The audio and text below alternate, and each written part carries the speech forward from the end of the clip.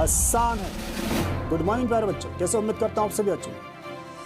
प्यारे बच्चों, इंसान बाहर की चुनौतियों से नहीं है बल्कि वो अपने अंदर की कमजोरियों से हार जाता है। इसलिए आप अपनी कमजोरियों को देखें, परखें, उस पर काम करें और उसमें सुधार कर आगे बढ़ें। तो प्यारे बच्चों, आइए हम देखते हैं ट्राईमेथिलेमिन डाइमेथिलेमिन की तुलना में दुर्बल क्षार होता है क्यों।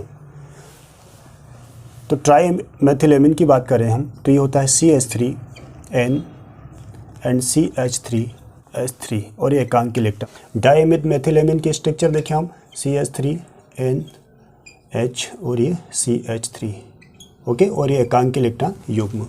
इसको हम क्या बोलते हैं, एकांकी इलेक्ट्रॉन युग्म या लोन पेयर। यहाँ पर भी ये एकांकी इलेक्ट्रॉन युग्म या इंग्लिश में बोले तो लोन पेयर। ओके, अब देखिए यहाँ पर हमने बोला कि ट्राईमेथिलेमिन डाइमेथिलेमिन की तुलना में दुर्बल क्षार होता है क्यों। दोनों क्षार होते हैं लेकिन कंपैरिजन दोनों में करें तो ये दुर्बल होता है। क्यों होता है, तो प्यारे बच्चों यहाँ क्या हो रहा है कि इस ट्राईमेथिलेमिन में 3 एल्किल मूलक या कहा जाए तो 3 मेथिल समूह जुड़े होते हैं और ये तीनों मेथिल समूह क्या करते हैं, धनात्मक प्रेरणिक प्रभाव दर्शाएंगे और इस धनात्मक प्रेरणिक प्रभाव के कारण नाइट्रोजन परमाणु पर इलेक्ट्रॉन घनत्व अधिक हो जाएगा। ऐसे डाइमेथिलेमिन में 2 मेथिल समूह, ये भी धनात्मक प्रेरणिक प्रभाव दर्शाएंगे। तो यहाँ पर 3 मेथिल समूह है और यहाँ पर 2 मेथिल समूह है।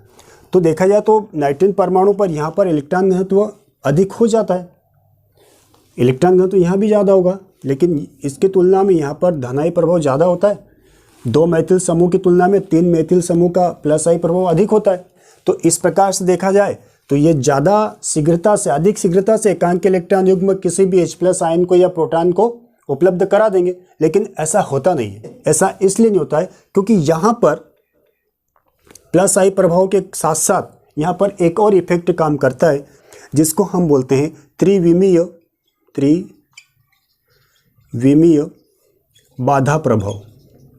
यह त्रिविमीय बाधा प्रभाव डाइमेथिलेमिन की तुलना में ट्राईमेथिलेमिन में ज़्यादा होता है या स्टेरिक इफेक्ट ज़्यादा होता है, जिसके कारण यहाँ से एकांकी इलेक्ट्रॉन युग्म आसानी से किसी प्रोटॉन के लिए उपलब्ध नहीं हो पाते। यही कारण है कि ट्राईमेथिलेमिन डाइमेथिलेमिन की तुलना में दुर्बल क्षारीय होता है। ये हो जाएगा वीक बेस और ये हो जाएगा हमारा स्ट्रॉन्ग बेस। यहाँ पर भी त्रिविमीय बाधा प्रभाव होता है, लेकिन यहाँ 2 मेथिल समूह के कारण त्रिविमीय बाधा प्रभाव ट्राईमेथिलेमिन तुलना में कम होता है। तो प्यारे बच्चों, हमने एमीन की क्षारीय प्रकृति के बारे में जाना। अब हम जाने कि हमें 1 डिग्री 2 डिग्री 3 डिग्री एमीन दे दे और साथ में अमोनिया भी दे दे और ये कहा जाए कि क्षारीय प्रकृति के बढ़ते हुए क्रम में जमाइए। तो आइए हम जानते हैं कि सबसे ज़्यादा क्षारीय कौन होगा और सबसे कम क्षारीय प्रकृति किसकी होगी। ठीक, तो ये तो हम जानते हैं कि अमोनिया की बात करें और मेथिलेमिन की बात करें तो मेथिलेमिन अमोनिया से ज़्यादा क्षारीय होता है, क्योंकि इसमें एक मेथिल समूह जुड़ा होता है जो क्या दर्शाता है, प्लस आई प्रभाव, है ना, प्लस आई प्रभाव दर्शाता है।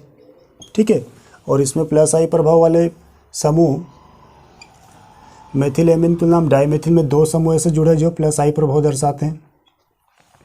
ठीक, और ट्राईमेथिलेमिन या 3 डिग्री एमीन में 3 समूह ऐसे, ट्राईमेथिलेमिन में 3 मेथिल समूह जो प्लस आई प्रभाव दर्शाते हैं। ठीक है, ये भी प्लस आई प्रभाव दर्शाता है ना। ये तीनों मेथिल समूह क्या दर्शाएंगे, प्लस आई प्रभाव। ठीक, इसके बारे में हम अभी पढ़ चुके हैं। अब हमें ये दर्शाना है कि इसमें सबसे ज़्यादा बेस कौन होगा, सबसे ज़्यादा क्षारीय प्रकृति अमोनिया, मेथिलेमिन, डाइमेथिलेमिन और ट्राईमेथिलेमिन में किसकी होगी। ठीक है, तो अभी हमने जाना कि सबसे ज़्यादा यदि हम देखें तो अमोनिया की तुलना में मेथिलेमिन ज़्यादा क्षारीय होता है, मेथिलेमिन की तुलना में डाइमेथिलेमिन ज़्यादा क्षारीय होता है और डाइमेथिलेमिन की तुलना में ट्राईमेथिलेमिन कम क्षारीय होता है। ठीक है, मतलब डाइमेथिलेमिन ट्राईमेथिलेमिन से भी ज़्यादा क्षारीय होता है ना।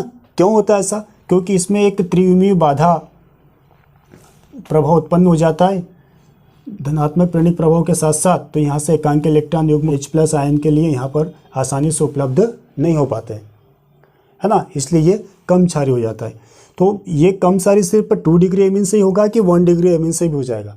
तो प्यारे बच्चों, ये त्रिविमीय बाधा प्रभाव जो इसमें उत्पन्न होता है, इसके कारण ये 1 डिग्री एमीन 2 डिग्री एमीन दोनों से कम क्षारीय हो जाता है, लेकिन अमोनिया से ज़्यादा क्षारीय होगा। तो आप ये बताइए कि अब इसका क्रम क्या होगा। ठीक है। तो क्षारीयता का बढ़ता क्रम यदि हम लिखेंगे तो बिल्कुल ये चेंज हो जाएगा। कैसे होगा? अमोनिया आ जाएगा पहले, ठीक है, अमोनिया, अमोनिया, और इससे ज़्यादा हो जाएगा 3 डिग्री एमीन, ठीक। 3 डिग्री एमीन से ज़्यादा हो जाएगा 1 डिग्री एमीन, और 1 डिग्री एमीन से ज़्यादा क्षारीय हो जाएगा 2 डिग्री एमीन, ठीक। तो सबसे ज़्यादा क्षारीय प्रकृति किसकी होती है? 2 डिग्री एमीन की, ठीक है। सबसे कम कौन होगा इसमें? अमोनिया होगा। लेकिन 1 डिग्री 2 डिग्री कंपेरिजन करें तो आपको याद रखना है कि 3 डिग्री एमीन कम क्षारीय होता है। क्यों होता है? कारण हमने इसको आपको बताया था। ओके, आप ऐसे याद रख सकते हैं, यदि इसको हम 0 डिग्री मान लें तो ये 0 है ना, ये 3, ये 1 और ये 2, मतलब 0 312 वाला क्रम आपको याद रखना है, ठीक है। मतलब सबसे कम क्षारीय कौन होगा? अमोनिया। सबसे अमोनिया से ज़्यादा 3 डिग्री, 3 डिग्री से ज़्यादा 1 डिग्री, और 1 डिग्री से ज़्यादा 2 डिग्री। तो ये 0 312 वाला क्रम आप याद रखिए, कभी इससे संबंधित क्वेश्चन आएगा तो आप आसानी से कर पाओगे, ठीक है। आई होप, मैं उम्मीद करता हूँ आपकी वीडियो समझ में आएगा। समझ में आया तो लाइक, शेयर और सब्सक्राइब करना ना भूलें। Okay, bye.